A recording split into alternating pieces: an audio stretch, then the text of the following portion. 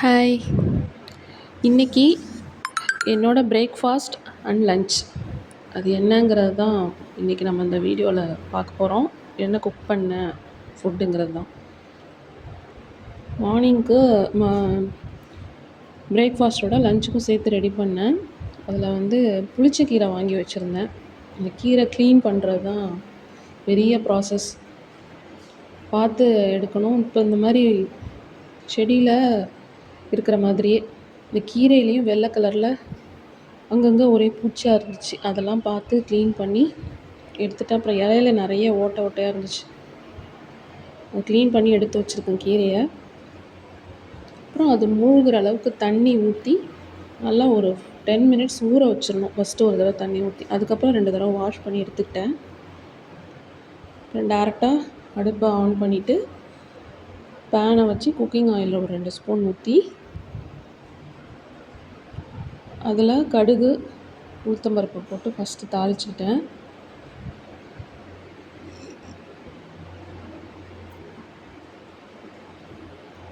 Oil சுட்டதும் எண்ணெய் சுட்டதுக்கப்புறம் உளுத்தம்பருப்பு கடுகு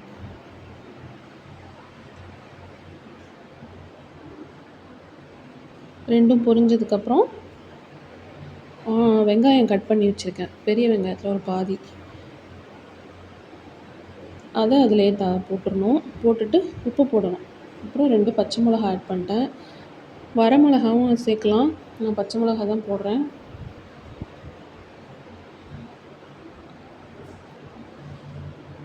அப்புறம் வெங்காயம் போட்டு வதக்கிக்கணும் நல்லா. புளிச்ச கீரை பேரில் இருக்கிற மாதிரி நல்ல புளிப்பாக இருக்கும்.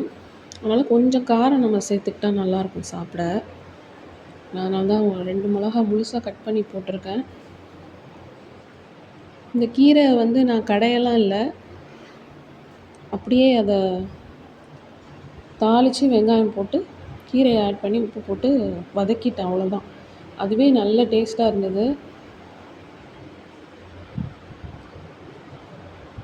வாஷ் பண்ண கீரையை நல்லா கட் பண்ணி வச்சுக்கிட்டேன். நான் கட் பண்ணி வச்சுட்டு அப்படியே ஆட் பண்ணணும். நம்ம கீரையை பேனில் சேர்த்துட்டு தண்ணிலாம் ஊற்ற தேவை கிடையாது. தண்ணியே, அந்த கீரையில் இருக்கிற தண்ணியே போதும். அதிலே கீரை நல்லா வெந்துடும்.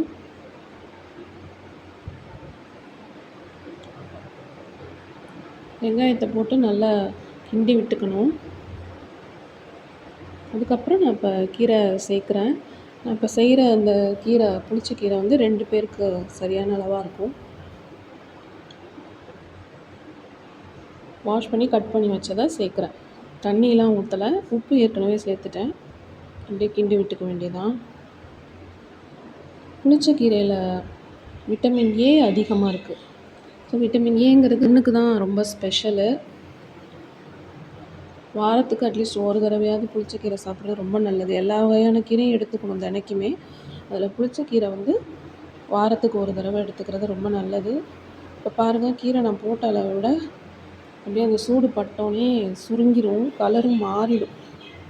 பிரைட் க்ரீன் கலர்லேருந்து ஒரு மாதிரி கலருக்கு மாறும்.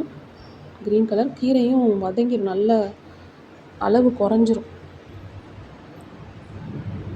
விட்டமின் ஏ அதிகமாக இருக்கிறதுனால பார்வைக்கு ரொம்ப நல்லது.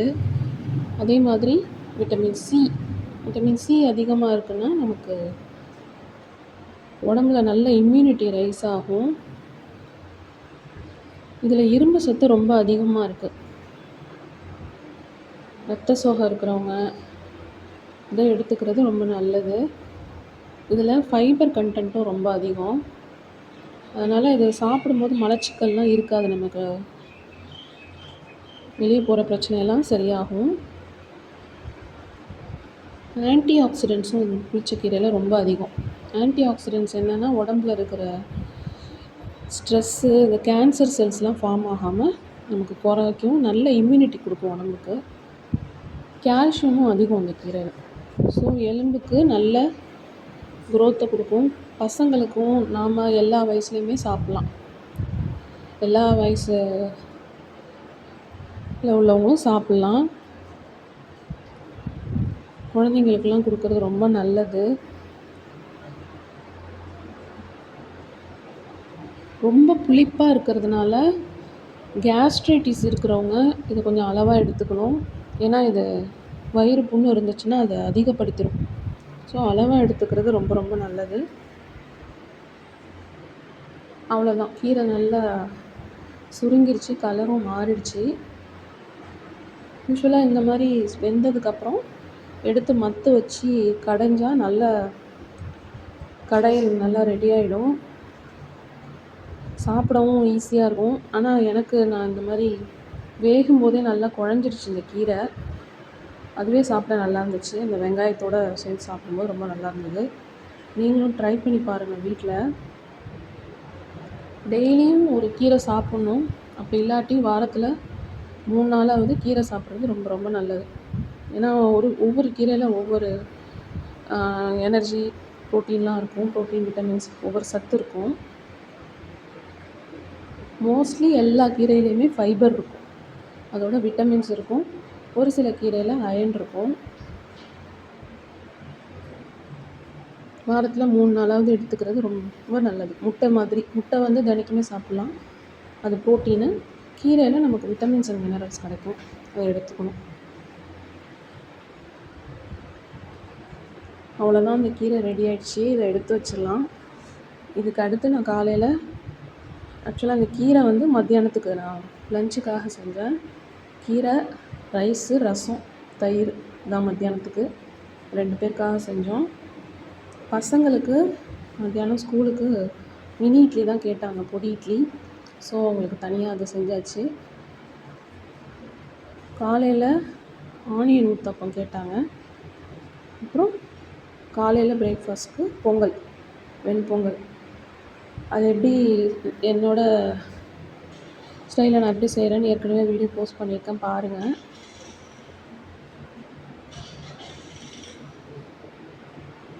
முக்கால் பங்கு கப்புக்கு 1/4 பங்கு கப்பு அரிசி, 1/4 பங்கு பச்சரிசிக்கு 1/4 பங்கு பைத்தம்பருப்பு போடணும். அதுதான் குக்கரில் வச்சுருக்கேன். அடுத்து மினி இட்லிக்கு இந்த செட்டு இருக்குது பிளேட், அதில் ஊற்றி இட்லி பானையில் வச்சாச்சு. ஒரு ஷார்ப்பாக 5 மினிட்ஸ் தான், நல்லா வெந்துடும், சூப்பராக வரும். அதை வேக வச்சு எடுத்துட்டு சூடாகணுன்னு எடுத்தோம்னா நல்லா வரும். அதை பொடி போட்டு தோசைக்கல்லே பொடி போட்டு பரட்டி எடுத்துருவேன். இது ஸ்கூலுக்கு பசங்களுக்கு லஞ்சுக்கு மினி இட்லி தான் கேட்டாங்க, அதனால் அதை ரெடி பண்ணேன். மார்னிங் பிரேக்ஃபாஸ்ட்டுக்கு ஆனியன் ஊத்தப்பம் கேட்டாங்க பசங்களுக்காக. ஸோ அதுக்கு தான் ஆனியன் கட் பண்ணுறேன். பெரிய வெங்காயம்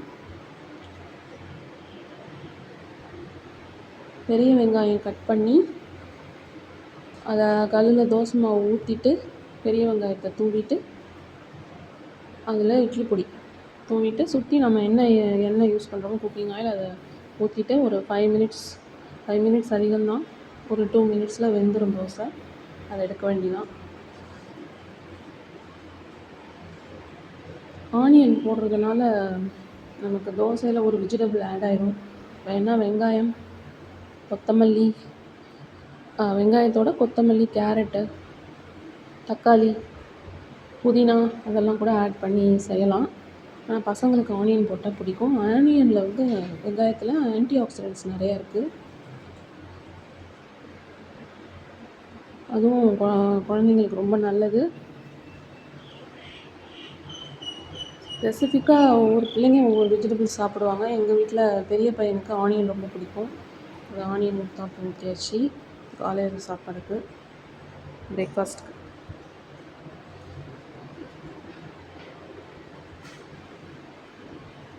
என்ன ஆயில் யூஸ் பண்ணுறீங்களோ அதை ஓரத்தில் ஊற்றிட்டு ஒரு 2 மினிட்ஸ் வெயிட் பண்ணோம்னா அது ரெடி ஆகிடும்.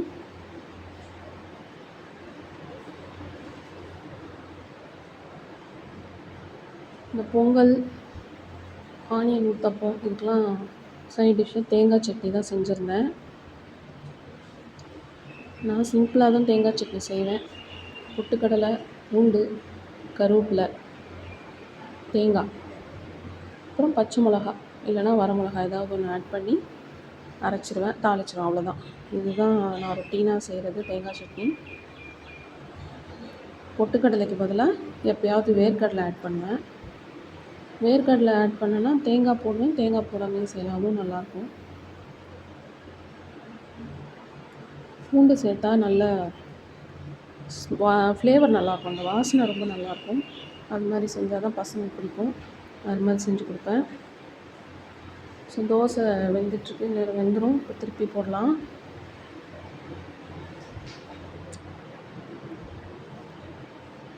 மார்னிங் ஸ்கூலுக்கு போகிறதுனால 8:30க்கே போகிறதுனால பசங்களுக்கு நிறையா சாப்பிடுவோம். ஒரு தோசை அதுதான் ஊத்தப்பமே ஹெவியாக இருக்கும் அவங்களுக்கு.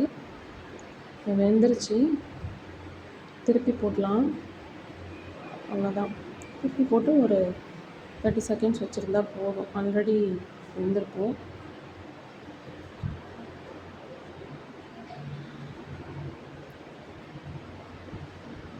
இவ்வளோதாங்க நான் அன்றைக்கி மார்னிங் செஞ்சது. போத் பிரேக்ஃபாஸ்ட்டுக்கும் லஞ்சுக்கும் ஸ்கூல் ப்ரிப்பரேஷன் என்னோடய டியூட்டிக்கும் நான் எடுத்துகிட்டு வந்தது தான். நீங்களும் மார்னிங் பிரேக்ஃபாஸ்ட் லஞ்சுக்கெலாம் என்ன செய்கிறீங்கன்னு கமெண்ட் பண்ணுங்கள். மிச்சக்கீரை, பொங்கல், மினி இட்லி, பொடி இட்லி, ஊத்தப்பம், வெங்காய ஊத்தப்பம். சப்ஸ்கிரைப் பண்ணுங்கள், கமெண்ட் பண்ணுங்கள், ஷேர் பண்ணுங்கள், சப்போர்ட் பண்ணுங்கள். தேங்க்யூ.